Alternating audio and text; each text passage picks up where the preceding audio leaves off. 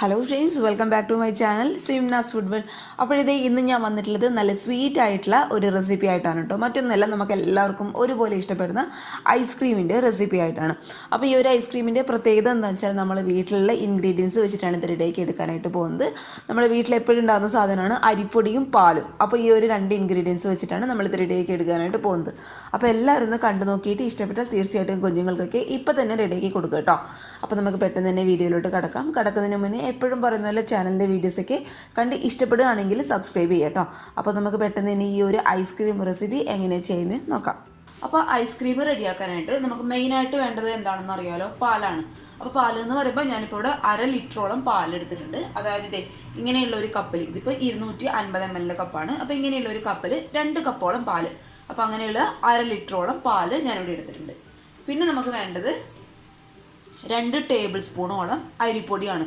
അപ്പോൾ അരിപ്പൊടി എന്ന് പറയുമ്പം ഒട്ടും തരിയില്ലാത്ത നല്ല നൈസായിട്ടുള്ള പൊടി കേട്ടോ. അപ്പോൾ അതായത് നമ്മൾ അപ്പം ഇടിയപ്പമൊക്കെ ചുടാനായിട്ട് ഉപയോഗിക്കുന്ന നല്ല നൈസായിട്ടുള്ള 2 ടേബിൾ സ്പൂണോളം അരിപ്പൊടി. പിന്നെ നമുക്ക് വേണ്ടത് നമ്മുടെ ഐസ്ക്രീമിന് ആവശ്യമായിട്ടുള്ള പഞ്ചസാര. ഞാനിപ്പോൾ ഇവിടെ ഒരു 5-6 ടേബിൾ സ്പൂൺ പഞ്ചസാര എടുത്തിട്ടുണ്ട് കേട്ടോ. അപ്പോൾ നിങ്ങൾക്ക് ഒരുപാട് മധുരം വേണമെന്നുള്ളവർക്ക് ഒരു 8-9 ടേബിൾ സ്പൂൺ വരെ പഞ്ചസാര എടുക്കാം. പക്ഷേ ഈ ഒരു മധുരം എന്നുള്ളത് ഈ ഐസ്ക്രീമിന് കണക്കായിട്ടുള്ള മധുരമാണ് കേട്ടോ. ഒരുപാട് മധുരമായി കഴിഞ്ഞാൽ നമുക്ക് ഐസ്ക്രീം കഴിക്കുമ്പോൾ പെട്ടെന്ന് അങ്ങ് ഒരു എന്താ പറയുക, ഒരു മടുപ്പ് തോന്നും. അപ്പോൾ അതുകൊണ്ട് ഈ ഒരു അളവിലൊക്കെ മാത്രം എടുത്താൽ മതി. പിന്നെ നിങ്ങളുടെ ഇഷ്ടം പോലെ ചെയ്യാം. പിന്നെ നമുക്ക് വേണ്ടത് ഐസ്ക്രീമിന് നല്ലൊരു ടേസ്റ്റ് കൊടുക്കാൻ വേണ്ടിയിട്ട് ഒരു 1.5-2 ടേബിൾ സ്പൂൺ വരെ പാൽപ്പൊടി. അപ്പോൾ ഈ ഒരു പാൽപ്പൊടി എന്നുള്ളത് ഓപ്ഷണലാണ് കേട്ടോ. നിങ്ങളുടെ കയ്യിലുണ്ടെങ്കിൽ മാത്രം എടുത്താൽ മതി. പക്ഷെ ഇത് ചേർക്കുമ്പോൾ നമ്മുടെ ഐസ്ക്രീം നല്ല ക്രീമി ആയിട്ട് വരും, നല്ല ടേസ്റ്റൊക്കെ കൂടും കേട്ടോ. അത് നിങ്ങളുടെ ഇഷ്ടത്തിനനുസരിച്ച് ചെയ്യുക, അതില്ലെങ്കിലും കുഴപ്പമൊന്നുമില്ല. പിന്നെ നമുക്ക് വേണ്ടത് നമ്മുടെ ഐസ്ക്രീമിന് നല്ലൊരു ഫ്ലേവറിന് വേണ്ടിയിട്ട് വാനില എസൻസ്. അതിപ്പോൾ ഒരു 1/2 ടീസ്പൂണോളം വാനില എസൻസ് എടുത്താൽ മതി.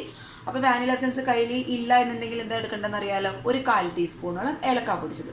അപ്പോൾ ഇതൊക്കെയാണ് ഈ ഐസ്ക്രീമിന് വേണ്ടിയിട്ടുള്ള മെയിൻ ആയിട്ടുള്ള ഇൻഗ്രീഡിയൻസ്. അപ്പോൾ നമുക്കിതെങ്ങനെയാണ് പെട്ടെന്ന് റെഡിയാക്കുന്നത് നോക്കാം. അപ്പോൾ ആദ്യം തന്നെ നമ്മൾ എടുത്തു വെച്ച ഈ 1/2 ലിറ്റർ പാലിൽ നിന്ന് കുറച്ച് പാലെടുത്ത് ഞാൻ ഈ ഒരു അരിപ്പൊടിയിലോട്ട് അങ്ങോട്ട് മിക്സ് ചെയ്യാണ് കേട്ടോ. അപ്പോൾ അങ്ങനെ ചെയ്യുന്നത് എന്താണെന്ന് വെച്ചാൽ നമ്മുടെ അരിപ്പൊടി പാലിലോട്ട് പെട്ടെന്ന് അങ്ങോട്ട് മിക്സായി കിട്ടും. അതിന് വേണ്ടിയിട്ടാണ് ഇങ്ങനെ ചെയ്യുന്നത് കേട്ടോ. പാലിലോട്ട് നമ്മളെല്ലാം കൂടി ഡയറക്റ്റ് ചേർക്കുകയാണെങ്കിൽ മിക്സായി കിട്ടാൻ ഇച്ചിരി ബുദ്ധിമുട്ടായിരിക്കും. അപ്പോൾ അത് ഒഴിവാക്കാൻ വേണ്ടിയിട്ടാണ് ആദ്യമേ ഈ ഒരു സ്റ്റെപ്പ് അങ്ങോട്ട് ചെയ്ത് വെച്ചേക്കും കേട്ടോ. കുറച്ച് പാൽ, ഒരുപാട് പാലൊന്നും വേണ്ട, കുറച്ച് പാലെടുത്ത് നന്നായിട്ട് അങ്ങോട്ട് അരിപ്പൊടിയായിട്ട് അങ്ങോട്ട് മിക്സ് ചെയ്ത് കൊടുക്കുക.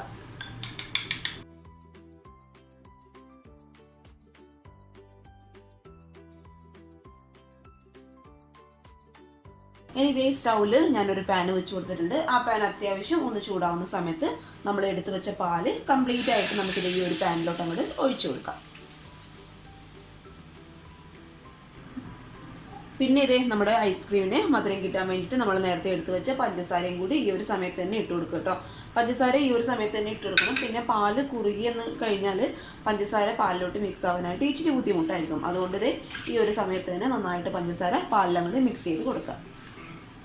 ഇനി ഇത് ഈ ഒരു സമയത്ത് തന്നെ, അതായത് നമ്മുടെ പാലൊക്കെ ഒന്ന് തിളച്ച് വരുന്നതിന് മുന്നേ തന്നെ നമ്മൾ നേരത്തെ അരിപ്പൊടി പാല് മിക്സ് ചെയ്ത് വെച്ചല്ലോ, ആ ഒരു കൂട്ടും കൂടി കംപ്ലീറ്റ് ആയിട്ട് നമുക്ക് ഇതിലോട്ട് അങ്ങോട്ട് ഒഴിച്ചു കൊടുക്കാം.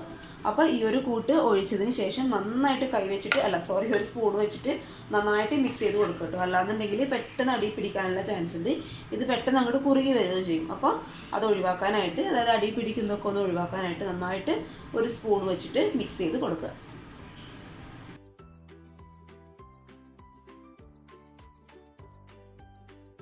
ഈ ഒരു സമയത്ത് തന്നെ നിങ്ങൾക്ക് വേണമെന്നുണ്ടെങ്കിൽ പാലിൻ്റെ മധുരം ഒന്ന് നോക്കാം കേട്ടോ. കാരണം അഥവാ കുറവാണെന്നുണ്ടെങ്കിൽ, നിങ്ങൾക്ക് കുറവാണെന്ന് തോന്നുന്നുണ്ടെങ്കിൽ ഈ ഒരു സമയത്ത് തന്നെ പഞ്ചസാര ഇട്ട് കൊടുക്കുക.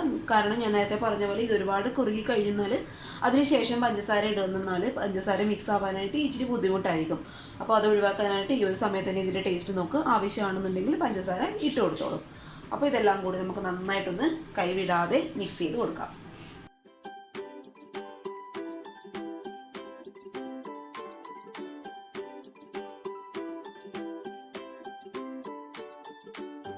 ഇത് നമ്മുടെ പാലും അരിപ്പൊടിയുടെ ഈ ഒരു മിക്സൊക്കെ അത്യാവശ്യം ഒന്ന് കുറുകി വന്നിട്ടുണ്ട്. ഈ ഒരു പരുവത്തിൽ എത്തണം കേട്ടോ. അതിന് വേണ്ടിയിട്ട് ലോ ടു മീഡിയം ഫ്ലെയിമിൽ വെച്ചിട്ട് പതുക്കെ അങ്ങോട്ട് കുറുക്കിയെടുക്കുക. ഒരുപാട് ഹൈ ഫ്ലെയിമിൽ വെച്ചെന്ന് കഴിഞ്ഞാൽ നമ്മുടെ ഇത് അരിപ്പൊടിയൊക്കെ ചേർത്ത് കൊടുത്തുകൊണ്ട് പെട്ടെന്ന് അടിയിൽ പിടിക്കാനും അതുപോലെ കരിഞ്ഞു പോകാനൊക്കെ ചാൻസ് ഉണ്ട്. അപ്പോൾ അത് ഒഴിവാക്കാൻ വേണ്ടിയിട്ട് പതുക്കെ ലോ ടു മീഡിയം ഫ്ലെയിമിൽ വെച്ചിട്ട് സാവധാനം അങ്ങോട്ട് കുറുക്കിയെടുക്കുക. പിന്നെ ഹൈ ഫ്ലെയിമിൽ വെച്ചെന്നാൽ നമ്മുടെ അരിപ്പൊടിയുടെ ആ ഒരു പച്ച സ്മെല്ല് ഉണ്ടാവില്ല, അത് കംപ്ലീറ്റ് ആയിട്ട് അങ്ങോട്ട് പോകത്തില്ല കേട്ടോ. അപ്പോൾ അത് ഒഴിവാക്കാനായിട്ട് ലോ ടു മീഡിയം ഫ്ലെയിമിൽ വെച്ചിട്ട് അരിപ്പൊടിയുടെ പച്ച സ്മെല്ലും ഒന്ന് മാറി കിട്ടണം. അതിന് വേണ്ടിയിട്ടാണ് ലോ ടു മീഡിയം ഫ്ലെയിമിൽ വെച്ചിട്ട് ഇത് പതുക്കെ അങ്ങോട്ട് കുറുക്കിയെടുക്കാനായിട്ട് പറയുന്നത്. അപ്പോൾ കുറുക്കിയെടുക്കുമ്പോൾ ശ്രദ്ധിക്കുക, കണ്ടിന്യൂസ് ആയിട്ട് ഇളക്കിക്കൊണ്ടേ ഇരിക്കുക കേട്ടോ, അപ്പോഴേ ആ ഒരു കട്ട കെട്ടാതിട്ട് ഇരിക്കും. അപ്പോൾ ഇത് ഏകദേശം ആയിട്ടുണ്ട്. ഇനി നമുക്കിത് സ്റ്റവ് അങ്ങോട്ട് ഓഫ് ചെയ്ത് കൊടുക്കാം. ഇനി നമുക്ക് ചൂടാറാനായിട്ട് അങ്ങോട്ട് മാറ്റി വയ്ക്കാം. ഇത് നമ്മുടെ പാൽ മിക്സിൻ്റെ ചൂടൊക്കെ കംപ്ലീറ്റ് ആയിട്ട് മാറിയിട്ടുണ്ട്. മുഴുവനായിട്ട് ചൂട് മാറിയെന്ന് ഉറപ്പ് വരുത്തുക കേട്ടോ. അതിനുശേഷം ഇത് നമുക്കിതൊരു കണ്ടെയ്നറിലോട്ട് അങ്ങോട്ട് മാറ്റി വയ്ക്കാം.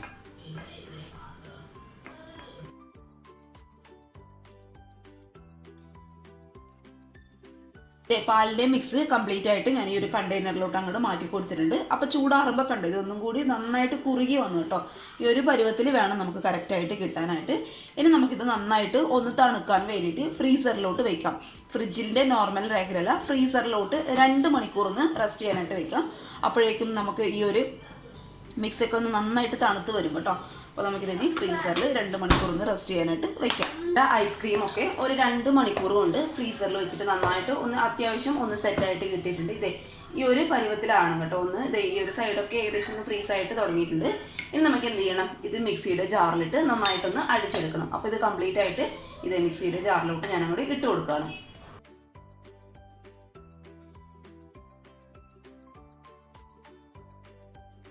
ഇത് മിക്സിയുടെ ജാറിൽ ഞാൻ മുഴുവനായിട്ട് ഇട്ട് കൊടുത്തിട്ടുണ്ട്. ഇനി നമുക്ക് ഇതിലോട്ട് ചേർത്ത് കൊടുക്കേണ്ടത് നമ്മൾ നേരത്തെ എടുത്തു വെച്ച, അതായത് നിങ്ങളുടെ കയ്യിൽ ഉണ്ട് എന്നുണ്ടെങ്കിൽ ഒരു 2 ടേബിൾ സ്പൂണോളം പാൽപ്പൊടി നമുക്ക് ഇതിലോട്ട് അങ്ങോട്ട് ചേർത്ത് കൊടുക്കാം.